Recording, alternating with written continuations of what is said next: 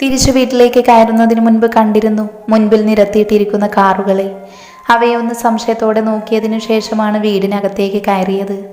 എന്നാൽ ഹാളിലിരിക്കുന്ന ആളുകളെ കാണാൻ അനുവിൻ്റെ കണ്ണ് വിരിഞ്ഞു വന്നു. വല്യപ്പച്ചനും പപ്പയും ചെറിയ പപ്പയും മമ്മിയും ചെറിയ മമ്മിയും ലിസയും, എന്തിന് എമ്മിമോൾ ഉൾപ്പെടെ ടോണിയും റോണിയും ആദമും വരെയുണ്ട്. ഒരു വേള അനുവിൻ്റെ കണ്ണ് മിഴിഞ്ഞു വന്നു.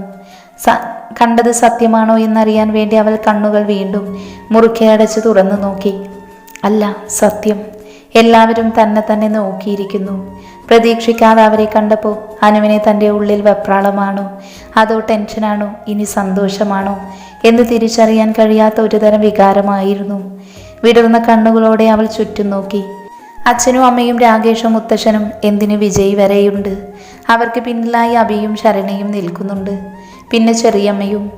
അബിയുടെയും ശരണയുടെയും മുഖത്ത് എന്നാലും എടി ഭയങ്കരി, ഞങ്ങളോടിത് പറഞ്ഞില്ലല്ലോ എന്നുള്ള എക്സ്പ്രഷനാണ്. ചെറിയമ്മയുടെ മുഖത്തൊരു പുഞ്ചിരിയുണ്ട്. അവളുടെ അമ്മയും അച്ഛനും ഏട്ടനും മുത്തശ്ശനും എല്ലാം വളരെ സന്തോഷത്തിലാണ്. അത് കണ്ടപ്പോഴാണ് അനുവിനൊന്ന് ആശ്വാസമായത്. ഇനിയെല്ലാം ഒത്തു വന്നാൽ വീട്ടുകാർ എതിർക്കുമോ എന്നൊരു ഭയം അവളുടെ ഉള്ളിലുണ്ടായിരുന്നു. ഇപ്പം അതിന് സ്ഥിരശീല വീണിരിക്കുന്നു.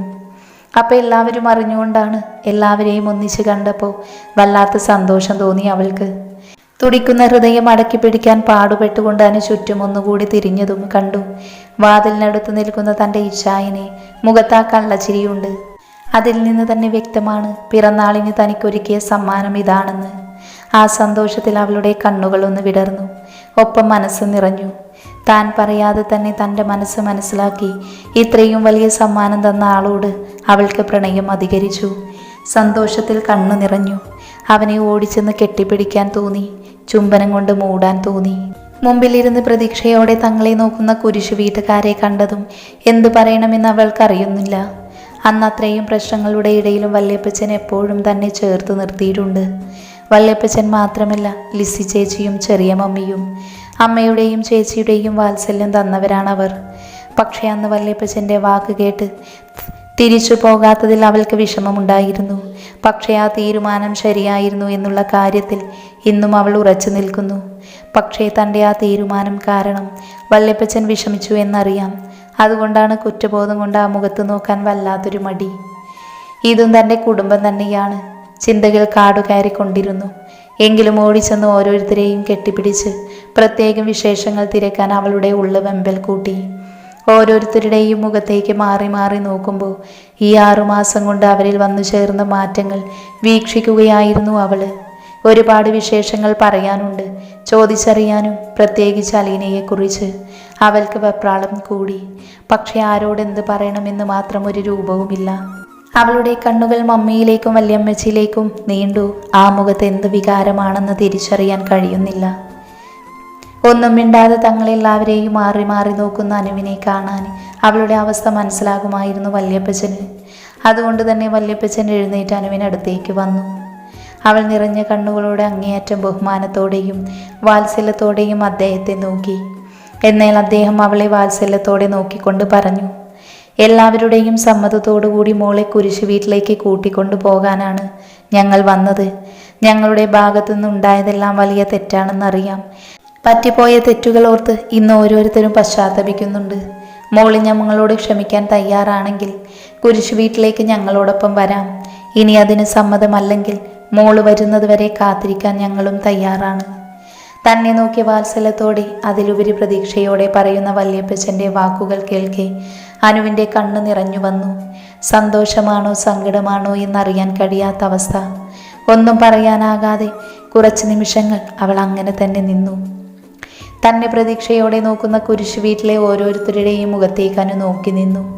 സമ്മതമാണെന്ന് പറയാൻ പോലും അവളുടെ നാവ് ഉയർന്നില്ല. അത്രത്തോളം സന്തോഷത്തിലായിരുന്നു അവള്. വല്യപ്പച്ചനും മറ്റുള്ളവരും പ്രതീക്ഷയോടെ അവളെ തന്നെ നോക്കിയിരിക്കുകയാണ്. പക്ഷെ എന്താണ് പറയേണ്ടത് എന്നറിയാതെ അനു അങ്ങനെ നിന്നുപോയി. പെട്ടെന്നൊരു ദിവസം എല്ലാവരും കൂടെ വന്ന് ഇങ്ങനെയൊക്കെ പറഞ്ഞ് ആരായാലും ഒന്ന് പകച്ചു പോകും. അപ്പോഴും ആ ഹാളിൽ ഒരു ചെയറിലിരുന്ന് അനുവിനെ നോക്കിക്കൊണ്ടിരിക്കുകയായിരുന്നു എലിസബത്തും വല്യമ്മച്ചിയും. രണ്ടുപേരുടെയും കണ്ണുകളിൽ കുറ്റബോധവും വാത്സല്യവുമുണ്ട്. ഒരുപക്ഷെ ഇന്ന് അവൾ ആ വീട്ടിലേക്ക് തിരികെ വരണമെന്ന് മറ്റാരേക്കാൾ കൂടുതൽ ആഗ്രഹിക്കുന്നത് അവർ രണ്ടുപേരുമായിരിക്കും. സത്യങ്ങൾ തിരിച്ചറിഞ്ഞ അന്നു മുതൽ ഇന്ന് ഈ ദിവസം വരെ നേറിയാണ് അവർ ദിവസങ്ങൾ കഴിച്ചുകൂട്ടിയത്. അന്നെല്ലാം അനുവിനെ ഉപദ്രവിക്കുമ്പോഴും കുറ്റപ്പെടുത്തുമ്പോഴും അറിഞ്ഞിരുന്നില്ല അവൾ നിരപരാധിയാണെന്ന്. ഡെവിയുടെ ജീവിതത്തിലേക്ക് അന്നയെ കൊണ്ടുവരണമെന്നുള്ള തങ്ങളുടെ ആഗ്രഹത്തിന് തടസ്സമായി വന്ന അവളോടെപ്പോഴും ദേഷ്യം മാത്രമായിരുന്നു. തൻ്റെ മകൻ്റെ ആഗ്രഹങ്ങളും സ്വപ്നങ്ങളും ജീവിതവും നശിപ്പിച്ചവളോടുള്ള വിദ്വേഷം. എന്നാൽ അന്ന് സത്യങ്ങൾ എല്ലാവരുടെയും മുൻപിൽ തെളിഞ്ഞതാണ്. അത്രയും ദിവസം ഞങ്ങൾ ഒരു മൂഡ് സ്വപ്നത്തിലായിരുന്നു എന്നറിഞ്ഞതും തകർന്നു പോയിരുന്നു മമ്മിയും വല്യമ്മച്ചിയും. അവളുടെ കാല് പിടിച്ച് മാപ്പ് പറയാനുള്ള യോഗ്യത പോലും തങ്ങൾക്കില്ലെന്ന് തോന്നിയവർക്ക് അത്രത്തോളം അവളെ ഉപദ്രവിച്ചിരുന്നു. ഇനിയും അനുവിനെ അകറ്റി നിർത്താൻ അവർക്ക് കഴിയുമായിരുന്നില്ല. എത്രയും പെട്ടെന്ന് അവളെ മരുമകളായി അല്ല മകളായി തന്നെ കുരിശു വീട്ടിലേക്ക് തിരിച്ചു കൊണ്ടുപോകണം എന്ന് എലിസബത്ത് മനസ്സിൽ ഉറപ്പിച്ചിരുന്നു. എല്ലാവരെയും ഒന്ന് നോക്കിയതിനു ശേഷം എലിസബത്ത് ഇരിക്കുന്ന ചെയറിൽ നിന്നൊന്ന് എഴുന്നേറ്റു. പെട്ടെന്ന് എലിസബത്ത് അനുവിൻ്റെ അടുത്തേക്ക് വന്ന് അവളുടെ കയ്യിൽ പിടിച്ചു. പെട്ടെന്ന് ആരുടെയോ സ്പർശനമേറ്റപ്പോഴാണ് അനു ചിന്തയിൽ നിന്നുണരുന്നത്. തല ഉയർത്തി നോക്കി അവളുടെ കണ്ണുകൾ ഉടക്കിയത് തന്നെ നോക്കി നിൽക്കുന്ന എലിസബത്തിലേക്കാണ്. ആ മുഖത്തേക്ക് തന്നെ അനു സൂക്ഷിച്ച് നോക്കി നിന്നു. ആദ്യം ആ കണ്ണുകളിൽ തന്നോടുണ്ടായിരുന്ന പകയോ വെറുപ്പോ ദേഷ്യമോ ഇന്ന് അവിടെയില്ല. പകരം കാണുന്നത് വാത്സല്യമാണ്. മോളെ, എലിസബത്തിന്റെ വിളിയാണ് അവളെ ചിന്തകളിൽ നിന്ന് ഉണർത്തിയത്. ഒരു നിമിഷം കേട്ടത് വിശ്വസിക്കാനാവാതെ അനു തറഞ്ഞു നിന്നുപോയി. വെപ്രാളത്തോടെ തല ഉയർത്തി നോക്കി അനു കാണുന്നത് തന്നെ നിറഞ്ഞ കണ്ണുകളോടെ നോക്കി നിൽക്കുന്ന എലിസബത്തിനെയാണ്. അവരുടെ നിറഞ്ഞ കണ്ണുകൾ കണ്ടതും അനുവിൻ്റെ ഉള്ളിലും വല്ലാത്തൊരു വേദന വന്നു നിറഞ്ഞു. ഭർത്താവിൻ്റെ അമ്മയായിട്ടല്ല, സ്വന്തം അമ്മയായി തന്നെയാണ് കണ്ടത്. തന്നെ നോക്കി നിൽക്കുന്ന അനുവിനെ കണ്ടതും എലിസബത്ത് അവളുടെ കയ്യിൽ തലോടിക്കൊണ്ട് സംസാരിച്ചു തുടങ്ങി. വാക്കുകൊണ്ടും പ്രവൃത്തി കൊണ്ടും ഒരുപാട് ഉപദ്രവിച്ചിട്ടുണ്ട് എന്നറിയാം. ഒരു തെറ്റും ചെയ്യാത്ത നിന്നെ പല കാരണങ്ങളുടെ പേരിൽ ഞാൻ ഒരുപാട് കുറ്റപ്പെടുത്തി. എല്ലാത്തിനും കാരണം എൻ്റെ സ്വാർത്ഥതയായിരുന്നു. എടുത്തു ചാടി ഓരോന്ന് ചെയ്യുമ്പോൾ നിന്നെ കുറ്റപ്പെടുത്തുമ്പോഴും അകറ്റി നിർത്തുമ്പോഴും ഞാൻ അറിഞ്ഞിരുന്നില്ല ഇതെല്ലാം ചെയ്യുന്നത് എൻ്റെ മോളെ അവസ്ഥയിലാക്കിയ ആ പിശാചിന് വേണ്ടിയാണെന്ന്. അവൾക്ക് വേണ്ടി മോളെ ഞാൻ ഒരുപാട് വഴക്ക് പറഞ്ഞിട്ടുണ്ട്, ദ്രോഹിച്ചിട്ടുണ്ട്. എന്നാൽ ഇന്ന് അതെല്ലാം ഓർത്ത് ഈ അമ്മ ആത്മാർത്ഥമായി പശ്ചാത്തപിക്കുന്നുണ്ട്. മോൾ അമ്മയോട് ക്ഷമിക്കണം. എല്ലാം ഈ അമ്മയുടെ അറിവില്ലായ്മ കൊണ്ടാണെന്ന് കരുതണം. എല്ലാം മറന്ന് കുരിശു വീട്ടിലേക്ക് ഞങ്ങളുടെ കൂടെ എൻ്റെ മോൻ്റെ ഭാര്യയായി മോള് വന്നു കയറണം. ഇന്ന് മറ്റാരെക്കാളും അത് ആഗ്രഹിക്കുന്നത് ഈ അമ്മയാണ്. ഇതുവരെ ദ്രോഹിച്ചതിനെല്ലാം കൂടെ ഞാനും അമ്മയും നിന്നെ സ്നേഹം കൊണ്ട് പൊതിഞ്ഞോളാം. എൻ്റെ മോള് ഞങ്ങളുടെ കൂടെ കുരിശു വീട്ടിലേക്ക് വരണം. അത് ഈ അമ്മയുടെ അപേക്ഷയാണ്. അനുവിൻ്റെ കൈപിടിച്ച് വൈകാരികമായി അത്രയും പറയുമ്പോൾ എലിസബത്ത് തേങ്ങുന്നുണ്ടായിരുന്നു. ഒരു വേളയിൽ അനുവിൻ്റെ കണ്ണുകളിൽ നിന്നും കണ്ണുനീർത്തുള്ളി വീണ് ഉരുണ്ടു താഴേക്ക് പതിച്ചു.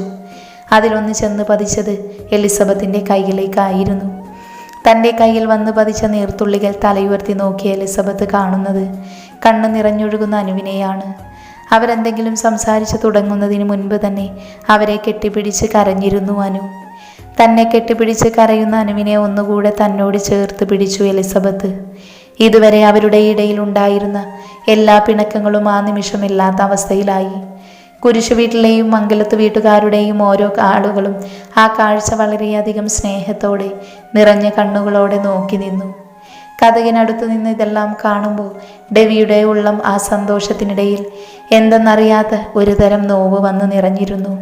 എല്ലാത്തിനും ഉറവിടം താനാണല്ലോ എന്നുള്ള കുറ്റബോധം. അപ്പോഴേക്കും വല്യമ്മച്ചിയും വന്ന് അനുവിനെ ചേർത്ത് പിടിച്ചൊരുപാട് സംസാരിച്ചു. പിന്നെ അങ്ങോട്ട് എല്ലാവരുടെയും സ്നേഹപ്രകടനങ്ങളായിരുന്നു. രാകേഷും അച്ഛനും ഡെവിയോട് സംസാരിക്കുന്നത് കണ്ടപ്പോൾ തന്നെ അവരുടെ പിണക്കം മാറിയിട്ട് കുറച്ചായി എന്ന് അവൾക്ക് മനസ്സിലായി. രാകേഷും ഡെവിയും എന്തൊക്കെയോ സംസാരിക്കുകയും ചിരിക്കുകയും ചെയ്യുന്നു. അവരുടെ അടുത്ത് ആദവും റോണിയും ടോണിയും എല്ലാം ഉണ്ട്. അച്ഛനും മുത്തശ്ശനും വല്യപ്പച്ചനോടും ചെറിയ പപ്പയോടും ഒക്കെ സംസാരിക്കുന്നുണ്ട്. മമ്മിയും അമ്മയും നല്ല കൂട്ടായി, കൂടെ ചെറിയ മമ്മിയും വല്യമ്മച്ചിയും. അനു എല്ലാവരെയും കുറച്ചു നേരം നോക്കി നിന്നു. ലിൻഡയും അലീനയും മാത്രമാണ് ഇല്ലാത്തത്. തൻ്റെ കുടുംബം ഇപ്പോഴാണ് പൂർണ്ണമായത് എന്ന് തോന്നി അവൾക്ക്. മനസ്സിൽ നിറഞ്ഞു, ഒപ്പം കണ്ണും. നിറഞ്ഞു നിൽക്കുന്ന കണ്ണുകൾ തുടച്ചപ്പോഴാണ് പുറകിൽ നിൽക്കുന്നവരെ കണ്ടത്. അബിയും ശരണ്യയും. അവരവളെ ഒന്ന് കൂർപ്പിച്ചു നോക്കിയതും അവളും അവരെ നോക്കി ഒന്ന് ചിരിച്ചു. എന്നാലും ഇത്രയ്ക്ക് വേണ്ടായിരുന്നു. ഞങ്ങൾ പബ്ലിക്കായിട്ട് വായി നോക്കിയത് നിന്റെ പേഴ്സണൽ പ്രോപ്പർട്ടി ആയിരുന്നു എന്നെങ്കിലും ഒന്ന് പറയാമായിരുന്നു.